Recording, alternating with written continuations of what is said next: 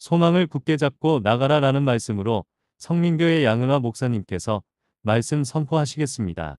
우리에게 주신 하나님의 말씀은 히브리서 10장 19절에서 25절까지의 말씀입니다. 그러므로 형제들아, 우리가 예수의 피를 힘입어 성소에 들어갈 담력을 얻었나니 그 길은 우리를 위하여 휘장 가운데로 열어놓으신 새로운 살 길이요 휘장은 곧 그의 육체니라. 또 하나님의 집 다스리는 큰 제사장이 계심에 우리가 마음의 뿌림을 받아 악한 양심으로부터 벗어나고 몸은 맑은 물로 씻음을 받았으니 참 마음과 온전한 믿음으로 하나님께 나아가자. 또 약속하신 이는 미쁘시니 우리가 믿는 도리의 소망을 움직이지 말며 굳게 잡고 서로 돌아보아 사랑과 선행을 격려하며 모이기를 피하는 어떤 사람들의 습관과 같이 하지 말고 오직 권하여 그날이 가까움을 볼수록 더욱 그리하자. 믿음은 바라는 것들의 실상이요 보이지 않는 것들의 증거라 그렇게 말씀하셨습니다. 우리가 살아가는 것은 소망을 굳게 잡고 나아가라는 주님의 말씀에 힘입어서 가는 것입니다. 그래서 우리는 버려야 할 것과 붙잡아야 할 것을 바로 판단하는 지혜가 있어야 한다. 십자가의 도. 오늘 19절에 형제들아 우리가 예수의 피로 힘입어서 성소에 들어갈 담력을 얻었나니. 담력을 얻었다. 그리스도를 믿음으로 우리가 제사함을 받고 의롭다함을 얻었습니다. 그래서 우리는 성도가 아무런 두려움 없이 자유롭게 하나님 앞에 나아가야 하고 그리고 담대하게 나가서 예배하는 삶을 살아야 된다. 그리스도의 피가 없이는 제사나 예배가 불가능하기 때문이에요. 이 피가 우리 모임의 생명이 되는 것이기 때문에 우리는 이 십자가의 도를 붙잡고 가야 된다. 예수님께서 십자가에 운명하실 때에 지성소의 휘장이 위로부터 아래로 찢어졌다고 증언합니다. 이것은 바로 예수 그리스도의 십자가가 하나님께 나아가는 구원의 길이 된 것을 우리에게 알려주고 있는 것입니다. 그러므로 우리가 하나님 앞에 나아가는 것은 동물의 피가 아니라 매일 드려지는 피가 아니라 예수의 피로 나아간다는 사실입니다. 그래서 이 길은 새로운 길이며 살아있는 길이라는 사실을 우리는 믿습니다. 그러면 어떤 모임을 가지고 우리가 모여야 할까? 예수 그리스도의 피의 중심으로 우리는 항상 모여야 하고 살아가야 됩니다. 그러기 위해서는 불의의 제약을 버리고 깨끗한 마음으로 모여야 된다. 회개의 도를 우리는 알아야 됩니다. 그래서 오늘 21절 말씀을 보면 하나님의 집 다스리는 큰 제사장이 계시네. 큰 제사장이 우리의 모든 죄를 가지고 구약의 제사장도 지성소에 들어가는 것처럼 우리의 모든 죄를 가지고 예수 그리스도께서 큰 제사장이 되셔서 지성소 계시기 때문에 우리는 언제나 하나님 앞에 나아가는 담대함을 얻었다. 예수님은 하나님의 집을 다스리는 큰 제사장입니다. 다스린다는 말이 뜻을 보면 우리를 관리하고 살피시고 때로는 심판하신다는 뜻도 있어요. 우리는 관리하고 심판을 돕고 관리하지만은 이 예수님의 집에 다스리는 제사장 십자가에 운명하신 예수 그리스도의 도를 믿지 않는 자들은 분명히 심판하신다는 말을 가지고 있습니다. 주님은 죄를 심판하십니다. 죄는 무엇입니까? 예수를 믿지 않는 것이 죄라고 그랬어요. 그러므로 우리는 우리의 몸은 맑은 물로 씻는 회개를 해야 한다. 맑은 물로 씻는다. 맑은 물로 씻는 것은 우리가 세례를 의미하고 있지만 세례의 의미는 우리 죄가 십자가에서 죽고 장사 지내고 다시 예수님과 함께 부활하고 승천, 그것을 믿는 것이 세례입니다. 그래서 이 맑은 물로 씻고 회개를 했을 때 우리는 영생을 얻는 백성으로 살아간다. 그래서 이 땅에는 회개할 줄 모르는 죄인과 회개할 줄 아는 죄인이 있다. 그래서 성도는 회개할 줄 아는 죄인입니다. 죄인이어서 회개를 했습니다. 그리스도인은 회개할 줄 아는 죄인이란 말입니다. 육적으로도 율법적으로도 잘못했을 때는 우리가 회개하지만은 우리는 이미 회개하고 예수 그리스도를 구주로 영접했기 때문에 우리는 의인이 됐단 말입니다. 그리스도인들은 회개할 수 알아요. 회개가 뭔지 압니다. 그래서 오늘 22절 말씀에도 우리가 마음의 뿌림을 받아 악한 양심으로부터 벗어나 몸은 맑은 물로 씻었음을 받았으니 참 마음과 온전한 믿음으로 하나님 앞에 나가자. 담대하게 나가야 돼. 참 마음과 온전한 믿음. 참 마음은 죄 있다고 생각하는 거짓됨 없는 회개심이를 말해요. 죄 없다. 우리는 죄가 없는 사람이 아닙니다. 죄가 있었습니다. 죄와 물로 죽었었습니다. 근데 참 마음을 가지고 죄 있었다고 생각하고 내가 죄와 물로 죽었던 나를 살리셨다는 그거를 우리는 온전히 믿음이 것입니다. 믿음 없는 동료는, 회개 없는 동료는 확신을 가질 수가 없습니다. 그러나 온전한 믿음은 우리가 어떤 상황에 있어도 동요 없이 오직 그리스도로 말미암아 우리가 영생을 얻었다는 확신, 그 믿음을 가지고 있는 것을 믿음이라고 해요. 그냥 믿습니다. 아멘 해서 우리가 믿어지고 영생이 주어진 것이 아니라 온전한 믿음. 어떤 상황에 있어도 주님의 십자가의 도를 굳건히 잡고 우리가 언제나 하나님 앞에 그리스도의 피로 중심이 된 삶을 사는 것이다. 그래서 우리는 날마다 사는 것이 예배의 삶입니다. 예배의 삶. 그리고는 우리는 22절 보면 질서로 돌아보며 사랑과 선행으로 격려하며 우리는 사랑의 도를 굳게 붙들고 살아야 된다. 그래서 우리가 열심히 모이는 목적이 뭐입니까? 우리가 열심히 살아가는 목적이 뭐입니까? 신령한 은혜를 받기 위해서 우리는 항상 주 안에서 모입니다.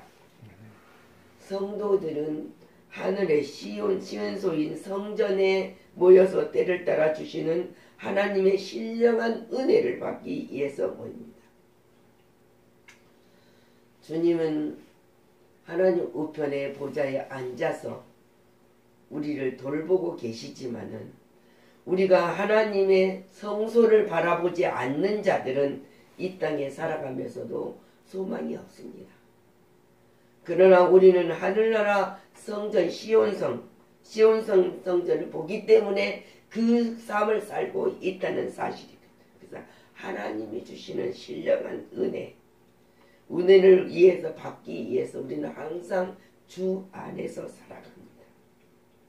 그리고 성도는 신령한 교제를 위해서도 모입니다. 우리가 예배에 모이는 것은 신령한 교제입니다. 세상에 모인 것은 그 순간에 즐거울 수 있고 그 순간이 뭔가 얻는 것 같지만 돌아서면은 소망이 없습니다. 그러나 우리가 신령한 교제를 위해서 모이는 성도들은 소망 있는 삶으로 기쁨을 얻습니다. 근데 우리가 예배가 생명을 걸어야 돼요. 그거는 뭡니까? 삶이 하나님과 교제가 끊기는 삶을 살아서는 안 된다니까요. 하나님의 교제가 끊기면은 우리 삶이 아무리 즐거울지라도 결국은 실망될 수밖에 없고 좌절될 수밖에 없고 아무것도 건져내는 것이 없습니다. 그러나 하나님과 교제를 끊기지 아니하고 살아가는 자들은 항상 기쁩니다. 넘어졌을 때도 다시 한번 바라볼 수 있는 소망을 갖게 됩니다. 그래서 우리가 항상 모이기를 힘써야 했습니다. 왜 모여야 됩니까? 하나님의 하늘의 소망을 붙들고 모여야 돼요. 그냥 모이는 것이 아닙니다. 하늘의 소망을 붙들지 아니하고 모인다면 그건 아무것도 아니다. 붙들고 모여야 돼요. 우리가 23절 말씀에 보면 미쁘시니 그랬잖아요. 하나님은 미쁘시니. 믿음 하나님은 온전히 하나님만 믿을 수 있습니다. 하나님만 나의 주님이신 것을 믿습니다. 그래서 사도행전 13장 34절 말씀을 보면은 약속하고 거룩하고 확실한 축복, 대속의 죽음을 당하셨다가 부활 승천하신 예수 그리스도를 믿는 자들이 받을 영생의 복을 말하고 있어요. 하나님은 우리에게 이걸 줬단 말이에요. 그래서 우리가 37장부터 39절까지 본문 말씀에서 보면은 잠깐 후면 오실 이가 오시리니 지체하지 아니하시리라. 주님이 오실 때 뭐 좀 기다려라 아니라 언제든지 주님은 우리가 믿음으로 하나님을 영접했을 때 오십니다. 나의 의인은 믿음으로 말미암아 살리라. 주님 말씀하십니다. 그리고 또한 뒤로 물러가면 내 마음은 그를 기뻐하지 아니하리라. 우리가 앞으로 전진하는 자, 소망을 갖고 굳게 잡고 나가는 자에게 하나님 말씀하십니다. 우리는 뒤로 물러가 멸망할 자가 아니요 오직 영혼을 구원함에 이르는 믿음을 가진 자니라 그랬어요. 우리는 믿음을 가진 자입니다. 그래서 오늘 하나님 요청이에요. 모인 것을 동시에 명령이기도 해요. 25절 모이기를 피하는 어떤 사람들의 습관과 같이 하지 말고 오직 권하여 그날이 가까움을 볼수록 더욱 끌어가자. 우리가 몸은 떨어져 있어도 서로 기도를 하게 되면 마음으로 함께 있습니다. 걱정도 하잖아요. 문제가 생기면 걱정합니다. 걱정하는 마음을 품고 하나님 앞에 도움을 청합니다. 그것이 우리가 항상 모여 있다는 사실이고 함께 한다는 사실을 우리는 인정하고 있다는 것입니다. 그래서 주님 말씀하지 않습니까? 마태복음 18장 20절에 두세 사람이 내 이름으로 모인 곳에는 나도 그들 중에 있느니라. 예수 믿는 자 안에 하나님이 계시지 많은 숫자가 모여 있다고 하나님이 그곳에 계시는 것이 아니라는 것이. 우리는 심령에 성전이 지어졌습니다. 그 성전 안에 하나님이 계셔요. 언제나 믿음 가진 자들에게. 그래서 예수님의 재림이 가까워오기를 때문에 우리는 항상 서로 힘쓰며 모이기를 더디하지 않는다. 그날이 가까움으로 더욱 모이라고 했어요. 25절. 왜 모여야 됩니까? 우리는 왜 믿어야 됩니까? 항상 우리는 천국 갈 준비를 위해서 모여야 되고 믿어야 됩니다. 우리 기독교인들은 항상 성전에 모여서 하나님께 예배를 드리면서 은혜를 받아서 천국 가는 반면에 준비를 갖춰야 된다. 우리는 날마다 천국 갈 준비를 갖추는 자가 되어야 됩니다. 우리는 이 땅에서 우리가 오래오래 살고 싶다고 사는 것이 아닙니다. 100세가 된 사람, 90세가 된 사람. 근데 왜 성경은 인생이 살아가는데 70을 강건하면 80이라 했을까? 지금은 100세 시대니까 그 성경이 맞지 않는 것 같죠? 근데 우리 인생이 살아가는 거 보면은 80세까지는 사람들이 인정을 해요. 그리고 강건한 사람 안 해요.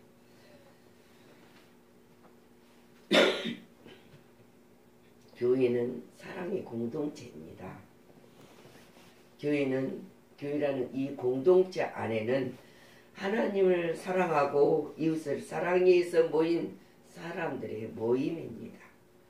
내가 뭔가를 자랑하기 위해서 모이는 것도 아니고 나를 드러내기 위해서도 모이는 것들이 아니고 하나님의 사랑과 하나님과 교제와 성도들 간의 교제를 이루는 예배이라는 거예요. 눈으로 봐야죠. 마음으로는 항상 갖고 있어. 눈으로 보지 아니하면 멀어집니다. 눈으로 봐야 그 사람의 상태를 알고. 그래서 우리가 문자를 치고 카톡으로 문자를 보내고 또 좋은 글이 있으면 서로 교제를 나누고, 그거는 뭡니까? 사랑의 공동체 안에 우리가 교제하고 있다는 사실이에요. 그것이 바로 예배의 삶 속에서 우리가 살아가는 것입니다. 사람을 가리켜서 뭐라고 합니까? 생각하는 존재라고 합니다. 사람을 생각하는 존재. 근데 그리스도인은 사랑하는 존재라고 할 수 있다는 거예요. 사랑. 우리가 사람이 생각하는 것은 뭡니까? 자기가 무언가를 하고 무언가를 하려고 하는 존재지만 그리스도 안에서는 사랑, 서로 사랑하기 때문에 형제가 아프면 같이 아파하고 형제가 울면 같이 울 수 있는 사람, 그리고 형제가 즐거워하면 같이 웃을 수 있는 사람, 이것이 그리스도 안에 있는 사랑의 존재이기 때문에 그래요. 이것은 바로 하나님이 우리를 사랑하기 때문에요. 하나님 사랑합니다. 내가 힘들고 어렵고 문제가 생겼을 때 하나님한테 계속 기도합니다. 근데 하나님은 이렇게 우리에게 질문합니다. 너 나 사랑하냐? 우리가 뭐라고 대답을 할 수 있습니까? 예, 저도 하나님 사랑합니다. 그것이면 끝나요. 더 이상 뭐가 있습니까? 하나님이 우리를 사랑하신다는데, 그리고 나 또한 하나님을 사랑한다는데, 이것이 무엇입니까? 십자가의 도를 굳게 잡아서 우리에게 구원을 얻게 하시고, 우리가 회개와 사랑의 도를 통해서 우리는 천국을 이루는 그리스도인이기 때문에 그래요. 우리는 이 그리스도인이 이런 그리스도인이라는 확신을 가진 자만이 하나님께 내가 하나님을 사랑합니다. 형제를 용서하지 못하고 하나님을 사랑합니다. 안 됩니다. 내 마음에 있는 모든 것들을 뽑아낼 때 하나님의 사랑이 내 안에 들어옵니다. 내가 모든 것을 내 안에 차곡차곡 쌓여 놓으면은 하나님이 사랑이 들어올 데가 없어요. 근데 나는 다 비고 하나님 앞에 맡기면, 하나님만 의지하면 하나님이 우리를 정오의 빛같이 빛나게 해주신다고 그랬어요. 우리가 하는 거 아닙니다. 십자가, 그죠? 사람을 그냥 존재하지만 우리가 천국을 이루는, 사랑의 도로 천국을 이루는 그리스도인이 되고 있다는 사실을 우리는 믿어야 돼요. 그렇지 않으면, 사랑이 없으면 천국을 이루는 그리스도인이 될 수 없습니다. 근데 모든 사람들이 예수 믿는다, 나는 그리스도인이다, 근데 사랑의 도로 천국을 이루지 않는 그리스도인이 너무 많다는 거예요. 십자가가 얼마나 고통스러운지 압니까? 십자가는 고통을 수고하는 사형의 형들이에요. 그 사형의 형들로서 그리스도의 고난과 그의 대속으로 특별한 상징적인 이 의미를 지닌 십자가의 고난을 예수님이 우리를 위해서 지셨단 말입니다. 그래서 이 고난은 예수님을 따르는 자라면 마땅히 우리는 받아들이고 자기를 부인하는 자가 되어야 된다는 것. 자기를 부인하지 아니하고는 이 십자가의 돌을 우리가 붙들 수 없습니다.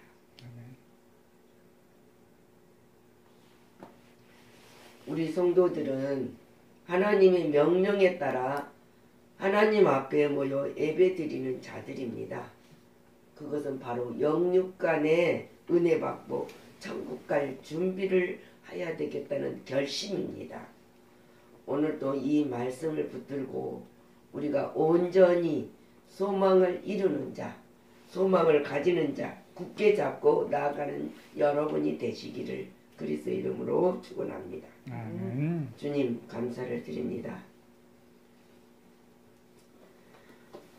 모든 것이 믿음으로 이루어지는 사건입니다. 믿음으로 모든 세계가 하나님 말씀으로 지어진 줄을 우리가 압니다. 보이는 것은 나타난 것으로 말마마된 것이 아니라는 사실도 우리가 압니다. 우리는 때로로 상대적으로 경쟁을 하면서 분을 낼 때도 있습니다. 그러나 주님은 말씀하십니다. 너는 사랑하라고. 내가 너를 잠잠히 사랑한 것처럼 너희 또한 사랑하라고. 내가 너로 인하여 기쁨을 이기지 못하는 음성을 들을 수 있도록 성령님 도와주시옵소서. 오늘도 이 말씀을 새김질하며 승리자로 살아가게 하여 주옵소서. 모든 영광 주님께 돌리고 감사드리며 살아 역사하신 우리 주 예수 그리스도 이름으로 축복하고 기도하였습니다. 아멘.